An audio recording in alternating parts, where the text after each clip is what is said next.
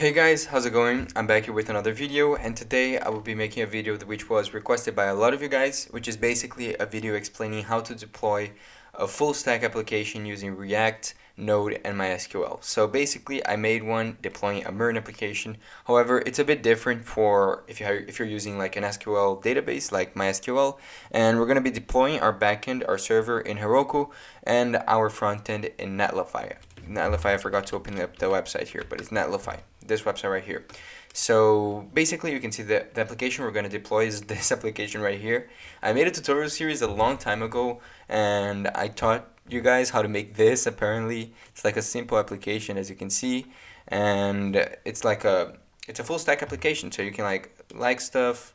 You can see it is all retrieved from the database. If I refresh the page, all of this information is retrieved from a database, and that is a MySQL database that currently is running locally. And you can see that our project is very similar to what I usually make.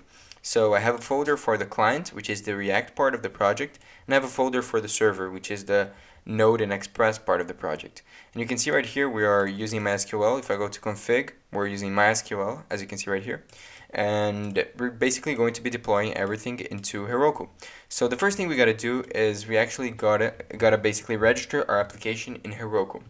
And if you don't have, all the links for this website will be in the description. So basically you need to go to Heroku, and when you log in, when you create your account, whatever, this will be prompted. Obviously you won't have all these applications in your account. However, to create a new application, you gotta click on this and click on create new app. And then it's going to prompt for you to write the name of the app. I'm going to call this MySQL deploy Heroku, something like this. You can put the name. This is going to appear in your API URL, so choose something that, keep that in mind. And then you got to choose a region. I'm going to choose the United States because it's closer to where I am, and I'm going to create the app. So when you click on this, you'll see a bunch of information will be prompted, and the first thing you actually need to do is you need to log into Heroku. So basically, you're going to go here to your application, and for now, I'll just stop my application from running on my servers, and we actually only need this right here. I'm going to close this. Basically, this terminal right here is inside of the client folder, so it's inside of here. This terminal is inside of the server folder. You can see it's saying client and server. So in the server folder, I want to say Heroku login. And you'll see that a bunch of information, it will say press any key to open up in the browser. I'll just press any key, I'll press P, and you'll see that it will automatically open up here in my browser. This will be prompted, and I can click on login, and you'll see that after I click on this, it will say logged in. And to check if you're actually logged in, you can just go to your terminal again, and it will say your email, saying logged in as your email. So after this, we can basically just start deploying our application to Heroku. So how do we do that? Well, first of all, we got to initialize a Git repository in our server folder, right? So we got to say git init, and we'll initialize an empty repository. Then we have to remote connect to the Heroku repository by doing this, and you can just press enter. You can just copy that, press enter. You can see it was correctly connected. Then you have to do the same thing you always do by adding to your repository, then committing, and then pushing. However, the only two differences from normal GitHub and Heroku GitHub is basically when you commit, you gotta put -am instead of -m for the command, and when you push, you gotta push to Heroku master, just like this. So I'm just gonna copy each one individually. So first git add, press enter, then git commit, and I'll just leave it this message right here. Let's see, I'll commit, and then we'll push to Heroku. Let's see right here. So let's push. Okay. It's going to, okay, so let's push this to Heroku. And you can see it will start pushing everything to our app. And when it finishes pushing, you can just check right here by clicking on this button right here. And if it is working, obviously we haven't pushed it, the application will start running on this URL right here. And you can see it was rejected for some reason. Let's take a look. I'm going to take a look to see what happened, and I'll come back in a second. Okay guys, so apparently I figured out my error. My error was that I had, for some reason, in this old application, I had yarn and npm installed here. So now that I erased yarn, I'll just come over here and say git add dot, then git commit -am again, and say first commit, then I want to push heroku master. And we'll see that it will start deploying everything, and if we are lucky, there won't be any errors at the end, I hope. So after it starts, yeah, I think that it worked. So after it finishes deploying to Heroku, you'll see that if we open up the app, I'll see if it's starting to deploy, as you can see right here, and it's compressing everything it's building. And after we finish that, we still need to make some changes to our package.json. And yeah, finally it was deployed. Let's refresh our page, and there probably should be some errors if it's correct. Let me take a look. It will have a hard time trying to open up again because we're making several requests when we open up our project. However, as you can see, it's waiting for the project to be built.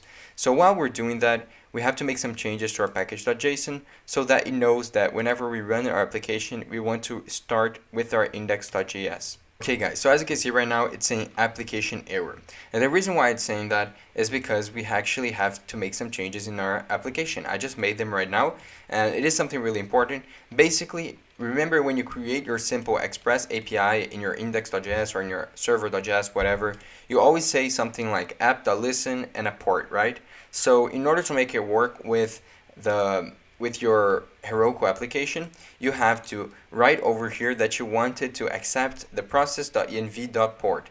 And the reason for that is because Heroku in itself, obviously it has its own port that it wants the server to run, and the variable is hidden inside of Heroku. So if we want to access that variable, we don't know it specifically, we have to write it like this. So here it's basically saying that when we try to run our project in Heroku, it's going to access the env variable that exists in Heroku itself. So I just deployed it. Let's check if it's working now, and I'm going to refresh this. For some reason it keeps taking a long time to refresh, but I'll come back when I see it. Okay guys, sorry for the error again, and I'll be making a bunch of them in this video because it's just such a tedious and long process to deploy an application, and I always end up making some mistakes. So I think it is nice actually to show you guys all the mistakes I make, because you'll definitely encounter them. I don't want to basically say to you guys that I'm following everything perfectly, because it's never the case, and if I find any errors, there's a chance you guys will too. So the error I just committed was because we had to put two lines to basically say or port, and I deployed it again by just saying git add, git commit, and git push, and you can see that now our API is actually working. If we come here to our URL from Heroku, you can see it's saying cannot get /. If we try to go to our get route, it won't work because we currently haven't deployed our how can I say, our database, but we're going to do that right now. And you can see that our API is fully working. Another thing that is important to you guys is if you guys want to make sure, like if it's not working for you guys, check to see if in your package.json you have a script over here that says start. This is extremely important. A lot of people don't. And this start script will basically, you have to put node and the name of the file you want to start your application in, which in this case is index.js. However, you got to make sure that you put this right here, or else it won't work because Heroku won't know which file is the one the server starts in. So now that that's said and done, let's start working with our MySQL, like setting up and deploying our MySQL database. So basically, this project right here, you can see that we configured our MySQL database in this file right here, and it's a simple connection. As you can see right here, it's from our local host, our user is our root, our password is just password that is set, and a database is everything was created locally. So how do we put this into a server, into the cloud, and how we actually serve our database publicly, right? So how do we actually do that? Well, one thing is extremely important. I visualize my database using MySQL workbench, and it doesn't really matter which one you use, but I'm going to show you guys how to do it with MySQL workbench. I recommend using it, but it's literally the same thing, because what you got to do is you got to create the connection with create a database online with Heroku, and you got to connect to it through this right here. If you're using SQL Pro, you can do the same thing. I believe if you're using PHP you can do the same thing. It doesn't really matter, but we're just going to connect everything in our MySQL workbench, and that's what we're going to be doing. So in order to actually connect, you got to come here to your, basically to this right here, to your Heroku, and you're going to go to resources. Why resources? Because there is an add-on in Heroku which allows you to have a MySQL database. So the add-on is going to be the ClearDB for MySQL. And by the way, I gotta mention to you guys, This is free, completely free. The access for the database is free. There are some premium and paid options. However, it's not necessary at all. The free version is perfect. However, for some reason, Heroku asks you to put a credit card. I've put my credit card like a long time ago. Never got charged because I never pay anything. Like it's for free, right? So they won't charge you. They won't charge you anything if you choose the free version. So don't worry about that.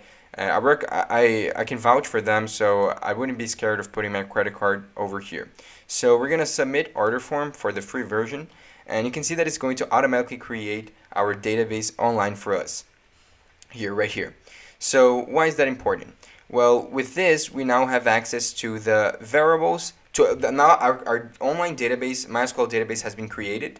And in order to access the information to connect, because we gotta find our host, our user, and our password, and then we can create a database inside of it. But basically, this is the idea, right? We just deployed our MySQL database. We just need to grab the variables that make it so we can connect to it. So in order to check those variables, we have many different ways to see it.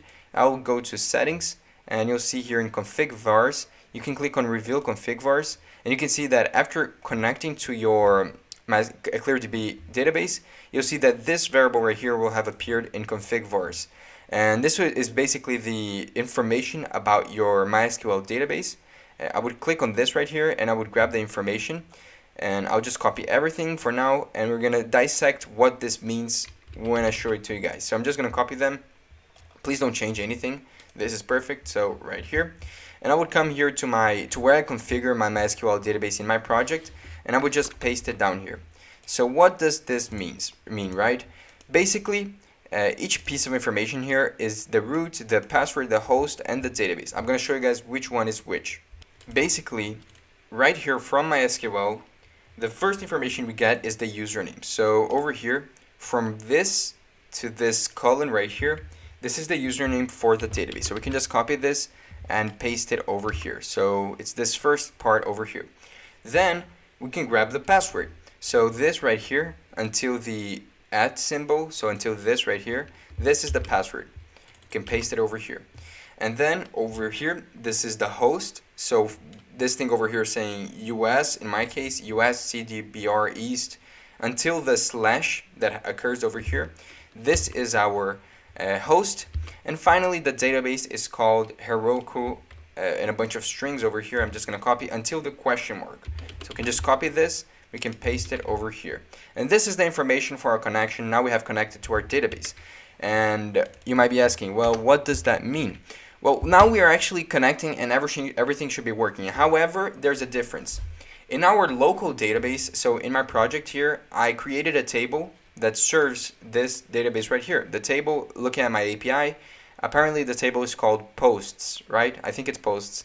But there's a table in my database, my local database, called posts. And in my deployed database, there isn't any tables. So we actually have to create a table in it. And you can do it in many different ways now that you have the connection information. But the way I like to do it is by using MySQL workbench. So in order to create a new connection in this, you need to click on the plus sign. And you can see that this will appear right here.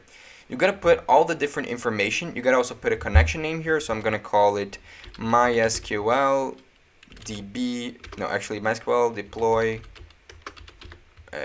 Whatever, just MySQL deploy. You can put a name. This is a name for you to remember which project this is. And then you're gonna copy the information that you just selected over here. For example, we gotta copy the host. So I'm just gonna copy the host. And let's come over here. Let's go to the host and just paste this over here. Then we gotta copy the username, which is this over here, and let's paste it over here. Then the password is important because we gotta copy this right here, and we gotta, for some reason I'm using Mac, so they ask us to store it in a keychain, but you can just store it wherever you want. Just paste the password that was over there. And now that's done. And the schema is basically the database, like the default table, but we won't be doing anything right now. We'll just leave it blank and we're going to create it later. So when you finish this, let's test the connection. If it works, great. If it doesn't, this will appear if you're using MySQL Workbench. This won't appear if you're using SQL Pro. Don't worry, just click continue anyway. And successfully made the MySQL connection, meaning it's working. So let's click OK. And you can see that now MySQL deploy will appear over here. If you put the correct information, it will appear. Many of you guys might be wondering, what about the port? There's a port option over there. Don't care. Like, just put the same. Like, don't worry. That's what I meant. Don't worry. Just put the same as I put over there. I think it was 3,306 or 7. It doesn't really matter. Just click on this, and the same message I think will appear, saying that it's a warning. Let's see. Yeah. Now we can just click continue anyway, and you can see that now we have access to our publicly deployed database. It's over here. But obviously there's no tables. So what I want to do actually is I want to create a table exactly like the one that I have on my local project. And I'm going to access my local project right now. So I'm going to come over here and open this local instance. Just access my local database. You can do the same. Let me take a look. What project is this? I remember this project. This project was called, let me see, blog posts. So I think this is where we have the tables, and this is the table we actually have. So what I want to do is I want to take a look at this table. So when I select rows, I just want to take a look. This is the project. This is the database I had locally. So we had an ID, a title, a post texts, a username, a data posted, and likes. So what I want you guys to do is to copy this table, right? So what I like to do is actually I like to come over here and just click on copy to clipboard and create statement. What this does is it will basically generate a create statement for this table, and you can just come over here to your like the database you deployed. You can just paste the create statement, and it will create a database just the same way as you had on the local database, right? So we're gonna run this. I think there will be some problems because usually there is when you're doing this, and I'm gonna fix it. Yeah, you can see right here when I run this, it says, okay guys, so I finished and I fixed the error, and apparently because we had to set up a default schema. So what does that mean? Basically, we can come over here. To do this, you can come over here and you can click on set as default schema. You'll see that this like database over here will become like bold, and now the only thing you gotta do is you gotta delete the first part of the create statement that we had. So after, like, until default, you can delete this and just run this query again, and you'll see that the information will be created. You can see right here it's green, meaning our query worked, and we have created a table exactly like the one we had locally. And to check if the table is here, we can refresh our schemas, and our table should be here. I'm gonna refresh my tables as well. Let's take a look if it's working. Tables fetching is just grabbing the information from the server, and that's what, like, obviously when you make queries and it's on a database that is not locally anymore, it's going to take a bit more. So my internet isn't that great, so this is why it's taking a bit. But you can see that now like an arrow appeared here, meaning that we had more than one table. And here, posts now is a table in our database. If I select this, you'll see that it is exactly like the database we had locally, the same columns, everything the same, which means it's great, right? So now that we have this done, we have deployed our database, we deployed our API. The only thing we gotta do now is we gotta deploy our front end and connect it to our backend. So what do I mean by connected to our backend? Well, if you come over here to your code, I'm gonna stop working on my backend over here. I'm just gonna open up my client folder, which is my React, my src. You'll see that now I have certain parts in my application where I make API requests to my old local server. But every time I make an API requests, I used the URL for localhost, and that's not correct because now our API is deployed on a public URL. So you got to change all of those. You got to copy this right here and replace it for the localhost part, like every time you called an API request to the localhost. So I'm just gonna copy and paste it over here and remove this. So let's paste it over here as well, and that's fine. Let's take a look. No more API requests in this file. Let's take a look at another file. This one right here. Let's paste it over here as well. And is there any other API requests here? No. This one over here is also an API request. So let me paste it over here. That's fine. So now this is done. We have finished changing basically our URLs for our front end. The only thing we have to do now is deploy our front end to Netlify. So a great way to do this is actually going to your GitHub and creating, by the way, I'm plugging my GitHub. Follow me on GitHub because I I have a bunch of repositories, so you guys want to check it out. But basically what you got to do here is you got to create a repository for your front end. So what I like to do is give it a name like blog client. So this project was a blog website, so I'm just going to call it blog client. And it's going to be public, and that's fine. And we're just going to click create repository. And you can see all this information appeared. So I'm going to basically go to my client folder, not my server terminal anymore. So the client terminal, as you can see right here. And I'm going to do all the things related to deploying and publishing, and like pushing a file into, or a folder into GitHub. So first of all, git init, then git add readme. I'm gonna add a readme to mine. So readme.md. And then I'm going to git commit -m first commit.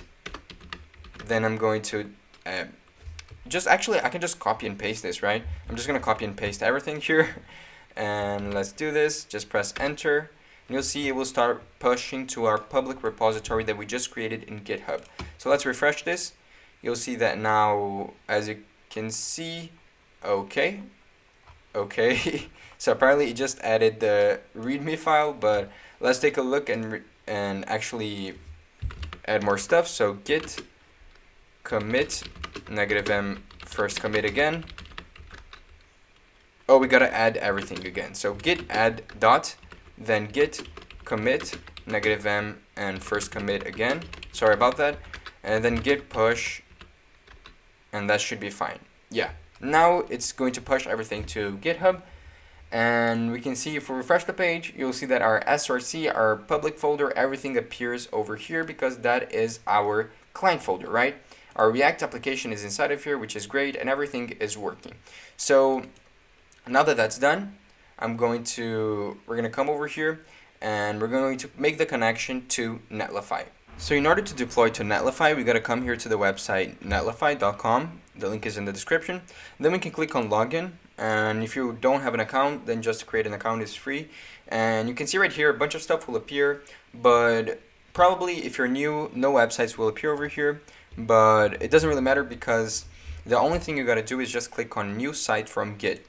So after clicking that, it's going to say continuous deployment because there's two ways of deploying a front-end application to Netlify. One of them is just drag and dropping the folder inside of there. However, every change you make to your application, you would have to drag and drop the folder again. And the other way, which is a lot more efficient, is just with continuous deployment with GitHub. What does that mean? Well, every time we make a change in our application and we push it to GitHub, it's going to trigger automatically a change in our website. It's going to build again, and our whole website will be updated to the new standard. So what we got to do is we got to come here to GitHub, and it's going to appear. We got to authenticate ourselves. I already connected my account, my GitHub account to this, so it's going to automatically appear here. And the only thing we got to do is find our Git repository that includes that we created right now. So this one is blog client, so I'm going to click on blog client. And it's going to ask for a bunch of information like branches to deploy. We're going to choose main, then a bunch of stuff. And one thing that is important, right here is where most problems occur. And the reason for that is because, I don't know why, but Netlify changed some stuff on their basic build settings. And by the way, if you're using Yarn, this will say Yarn. If you're using NPM, it will say NPM, but it doesn't matter because the same thing will be applicable for both. Your project won't deploy correctly if you don't come over here and say CI equal to Yarn build. And this is extremely important. I actually don't know why, but this literally fixed a bunch of errors that I spent days trying to figure out how to fix. And if you're using NPM, it's just going to be CI equals NPM build, and that should be fine. But we can now click on deploy website. So over here, deploy site. And it's going to start deploying. However, there's something important. It's not going to actually deploy right now correctly because we haven't actually created a build version of our project in our React application. And what do I mean by that? This is the final thing that we have to do. We're going to come here to our project. Right over here, we're going to open up the React section. So let me click on this. You'll see the folders will appear here. And my computer is super slow because I just have so many things open. And you can see right here, this is all appearing. This is the React part. We gotta come here to the terminal where we have our client, and we're gonna say yarn build. And when we say that, it's gonna start creating a build version of our project. And after it finishes creating, what a build version is basically it's going to condense all the information regarding the final version into a single folder, and this is actually the folder that netlify will try to access. And it's going to start building. I'm going to come back when it finishes building just to show you guys what to do next. Okay guys, so I'm back, and actually I made a lot of changes because some errors were occurring, and like I didn't change anything that we did. I just finished up and everything is working, so I'll just show you guys exactly how to get to deploying from the point I left off. So basically we left off by basically creating the build folder, and after it's actually built, we can just go to our netlify website and it should be working. You should be clicking on this link. If it isn't working, please leave a comment down below. I'll help you. I'll answer to every single question, so please leave a comment down below and I'll help you. But it should be working. If I click on this, as you can see right here, should be opening our website. This is our website, and right now it's not showing any data, but it should be showing data actually, because I added some data to my database. As you can see right here, I added one row to my database and it should be displaying, but it actually isn't. So I'll inspect elements to see what happened. And the console, as you can see right here, there was some problems with course. So I'm gonna fix this error and I'll come back in a second. Okay guys, so as you can see right here, ignore what I said, like the error was something dumb, it had nothing to do with the tutorial. But you can see that now in our netlify app, if I refresh the page, we have a full front end. I know this project is ugly, but it wasn't the point. The point was just showing you guys how to deploy React and a NodeJS and Express backend with MySQL. And you can see clearly we have here our data from our MySQL database. And one thing that is extremely important is that normally there's a lot of issues when you have multiple pages in Netlify. However, you can see that if I go to create post, it actually goes to the create post route. And to fix this, because it won't work for you if you just deployed it, if you try to go to another page and you're using React.DOM, it won't work. But to fix it, you have to come here to your client folder. So I'll just open up my client folder, and you have to add this file inside of it. So inside of the client folder, you have to add a file called netlify.toml, and inside of it, the only thing you got to put is this right here. So redirects from, you're basically allowing every single page to have a redirect in your Netlify app, and this will fix every issue regarding that. So if you're using React.DOM, you have to add this file. If you aren't, then don't worry, you don't have to add anything because your project should be working. You can see clearly that our data is being queried from our database, and we're actually getting the information. So that's basically it. You can see our project is running. We have everything working in our repository, and we have our project working in Heroku and our ClearDB MySQL database. So that's basically it. I really hope you guys enjoyed this video. I know there were some issues during the video, but as I mentioned on my MERN video, which also had some technical issues, I actually like having those issues because I remember watching so many videos on how to do some stuff that are so tedious, like deploying and hosting an application, and they just did it perfectly. And whenever I did it, there were so many issues that I just had to spend like hours on Stack Overflow. So I really hope I was able to help one of you guys or multiple of you guys by basically addressing those issues that I encountered. So yeah, I really hope you guys enjoyed this video. If you enjoyed it, please leave a like down below and comment what you want to see next. Subscribe, because I'm posting every single day and a lot of you guys requested this video, so I decided to make it. So yeah, I really hope you guys enjoyed this video, and I see you guys next time.